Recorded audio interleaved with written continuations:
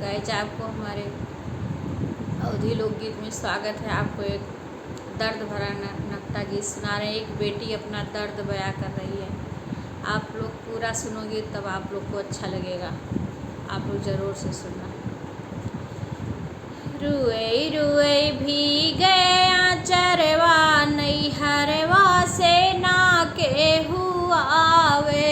रुए रुए भीगे आचरवा नैहरवा से ना केहू आवे।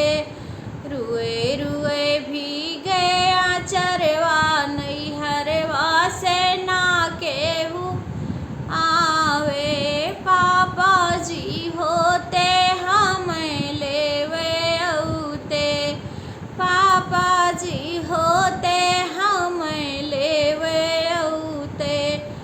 मैया के कवन सहारा नैहरवा से ना के हुआवे। मैया के कवन सहारवा नैहरवा से ना के हुआवे। रुए रुए भीगे आचरवा नैहरवा से ना केहू आवे। चाचा जी होते हम लेवे औते। चाचा जी होते हम लेवे औते। चाची के कवन सहारवा नैहरवा से ना के हुआवे। चाचू के कवन सहारा नैहरवा से ना के हुआवे।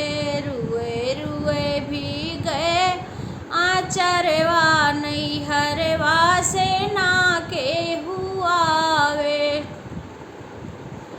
भैया जी होते हम लेवे औते। भैया जी होते हम लेवे औते। भाभी के कवन सहारा नैहरवा से ना केहू आवे। भाभी के कवन सहारा नैहरवा से ना केहू आवे। रुए रुए भीगे आचरवा नैहरवा से ना केहू आवे। जीजा जी होते हम लेवे औते। जीजा जी होते हम लेवे औते।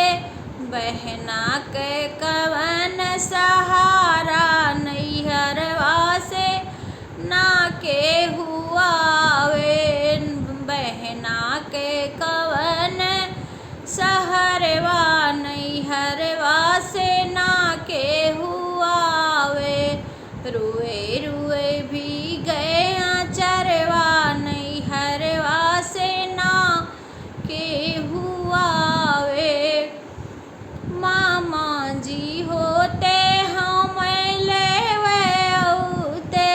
मामा जी होते हम लेवे औते। मामियों के कवन सहारा नैहरवा से ना केहू आवे। मामियों के कवन सहारवा नैहरवा से ना केहू आवे। रुए रुए भीगे आचरवा नैहरवा से ना केहू आवे। मौसा जी होते हम लेवे औते।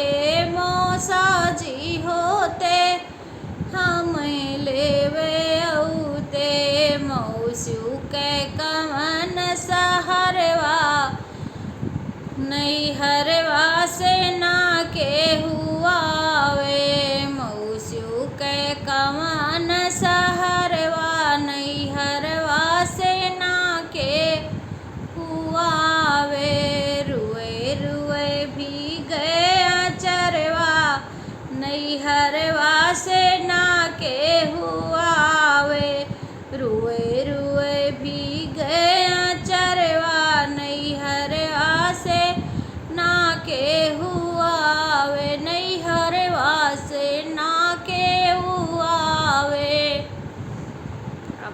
हमारा ये गाना अच्छा लगा होगा तो प्लीज़ लाइक करना और कमेंट करना।